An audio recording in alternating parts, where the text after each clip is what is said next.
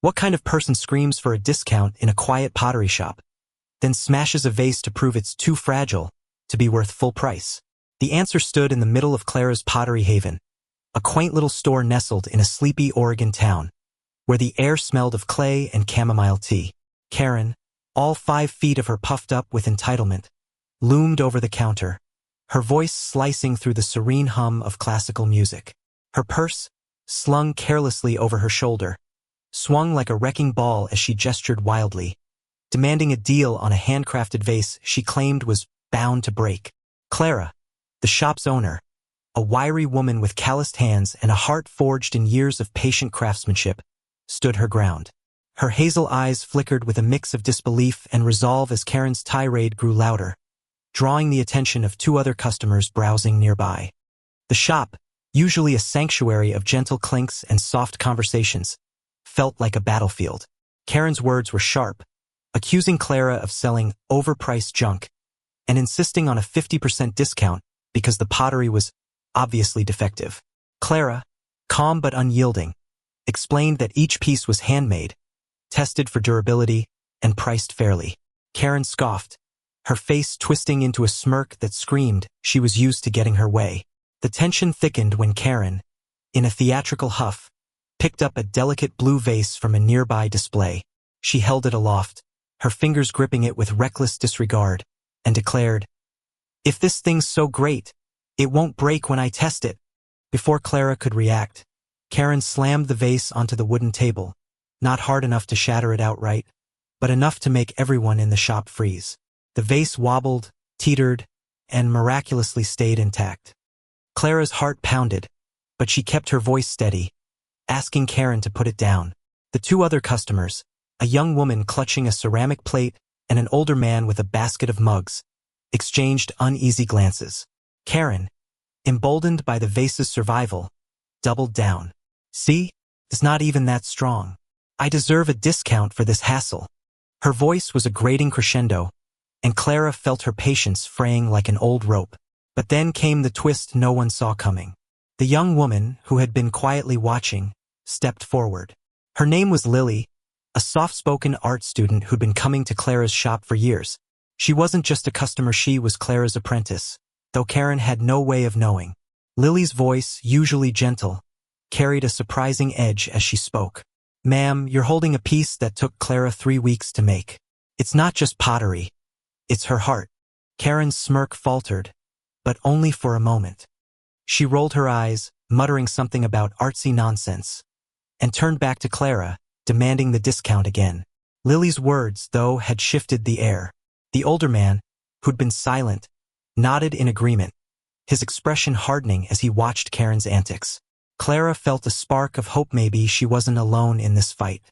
Karen, oblivious to the shifting tide, continued her performance. She waved the vase around, her purse knocking over a small stack of coasters, which clattered to the floor. Clara's jaw tightened, but she refused to let Karen's chaos unravel her. She'd dealt with difficult customers before, but Karen was a storm of her own making. The shop's warm light seemed to dim under the weight of her presence, and Clara knew this wasn't just about a discount Anna-Marie, it was about standing up to someone who thought they could bully their way through life. She took a deep breath, her hands steady despite the anger simmering inside. "Ma'am," she said, her voice low but firm, "you're welcome to buy the vase at full price or leave, but you're not getting a discount for threatening my work." Karen's eyes widened, as if no one had ever dared to deny her. The standoff was electric, the shop holding its breath, waiting for what would come next. Karen's face flushed a deep red, her indignation spilling over like a pot boiling over. She clutched the blue vase tighter, her knuckles whitening as she leaned toward Clara, her voice dripping with venom. "You think you can rip people off with this overpriced junk? I know my rights." Clara stood her ground, her small frame radiating a quiet strength that seemed to unnerve Karen even more.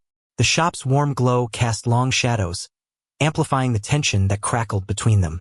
Lily, the apprentice, hovered nearby, her eyes darting between Karen and Clara, ready to step in if needed. The older man, whose name was Harold, set his basket of mugs down with a deliberate thud, his patience clearly worn thin.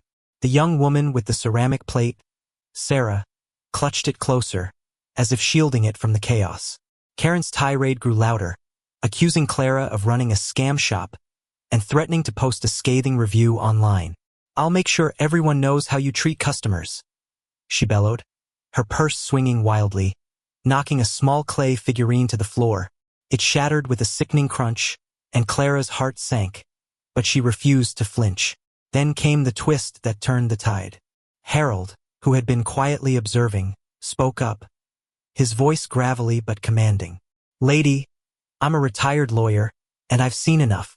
You're damaging property and harassing this woman.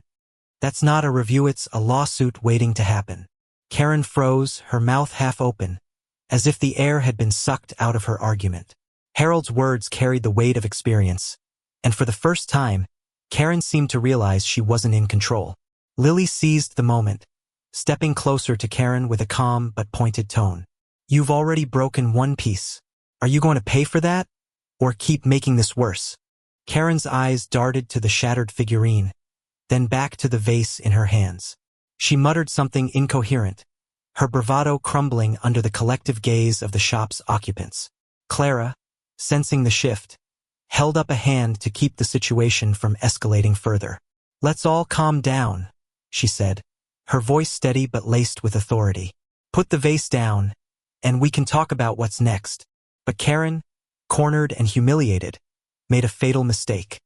In a final act of defiance, she slammed the vase onto the table again, this time with far more force. The delicate blue ceramic shattered into a dozen pieces, scattering across the wooden surface and onto the floor.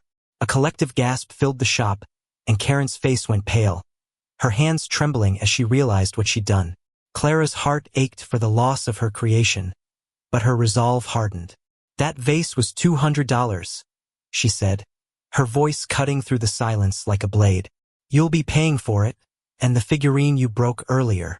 Karen stammered, her earlier confidence replaced by a flustered panic.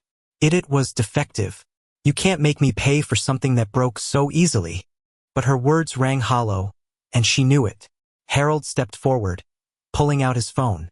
"I'm happy to call the police to sort this out," he said, his tone leaving no room for argument. Sarah, still clutching her plate, nodded in agreement, her eyes blazing with quiet fury. The shop felt like it was holding its breath, the weight of Karen's actions settling over her like a storm cloud.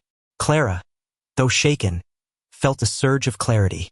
This wasn't just about a vase or a figurine, it was about standing up to someone who thought they could trample over others without consequence. She looked at Karen, whose defiance was crumbling into desperation, and felt a flicker of pity. But pity wouldn't undo the damage. "You can pay now, or we can let the authorities handle it," Clara said, her voice unwavering. Karen's shoulders slumped, her purse dropping to her side as she realized she was out of options. The confrontation had reached its peak, and the truth was undeniable. Karen's tantrum had backfired, and now she'd face the consequences of her actions. The air in Clara's Pottery haven was thick with the aftermath of Karen's outburst. Shards of the blue vase lay scattered across the table, glinting in the soft light like fragments of a broken dream. Karen stood frozen, her face a mix of shock and defiance, but the fire in her eyes had dimmed. Clara, her heart heavy but her resolve unbroken, pointed to the mess. "That's $250 total, $200 for the vase, $50 for the figurine," she said, her voice calm but unyielding. Karen's mouth opened, then closed, as if searching for a way to claw back her dominance. But Harold's steady gaze, Lily's quiet strength, and Sarah's unwavering disapproval boxed her in. The shop, once a haven of creativity, now felt like a courtroom, with Karen on trial for her recklessness. She fumbled in her purse, pulling out a credit card with trembling hands. "This is ridiculous," she muttered, but the fight had drained from her. Clara processed the payment in silence, the beep of the card reader sounding like a gavel's final strike. As Karen signed the receipt, her scrawl shaky and resentful, Clara felt no triumph, only a quiet sadness for the destruction of her work. But something else stirred within her, a sense of justice. Karen had come into her shop demanding control, but her actions had unraveled her. The law, as Harold had pointed out, was clear. Willful destruction of property carried consequences, and Karen was learning that the hard way. Harold, slipping his phone back into his pocket, gave Clara a nod of respect. "You handled that well," he said, his voice warm with admiration. Lily, who had been silently sweeping up the shards, looked up with a small smile. "You didn't let her win," she whispered, her words carrying the weight of their shared struggle. Sarah, still holding her plate, approached the counter to pay, her voice soft but firm. "I'm buying this because your work is worth it," she said, casting a pointed glance at Karen. The collective support filled Clara with a warmth she hadn't expected, like sunlight breaking through a storm. Karen, clutching her purse, made for the door, her head bowed as if trying to shrink from the weight of her defeat. But before she left, Clara spoke, her voice steady and clear. "Next time, think before you act. Not every fight is worth starting." Karen paused, her back stiffening, but she said nothing. The bell above the door jingled as she left, the sound sharp in the quiet shop. The remaining customers exhaled, the tension finally breaking. Clara looked at the broken shards Lily was sweeping, her heart aching for the loss but also swelling with pride. She'd stood her ground, not just for herself but for every small business owner who'd faced a bully like Karen. The shop slowly returned to its gentle rhythm. Classical music hummed, the scent of chamomile lingered, and the soft clink of pottery filled the air once more. In the days that followed, word of the incident spread through the town. Customers came not just to buy Clara's pottery, but to hear the story of how she'd faced down a storm and emerged stronger. Lily, inspired by her mentor's courage, began working on a new vase, pouring her heart into every curve. Harold became a regular, always stopping by with a kind word and a mug purchase. Sarah posted a glowing review online, praising Clara's resilience and craftsmanship. The shop thrived, its shelves gleaming with new creations, each one a testament to Clara's unwavering spirit. And Karen? She never returned, but whispers in town suggested she'd been quieter at other shops, her lesson hard learned. Clara's Pottery Haven became more than a story. It became a symbol of standing tall, of valuing art and integrity over chaos and entitlement. Every vase, every plate, carried a story of resilience, a reminder that even in the face of destruction, beauty and strength could rise from the ashes.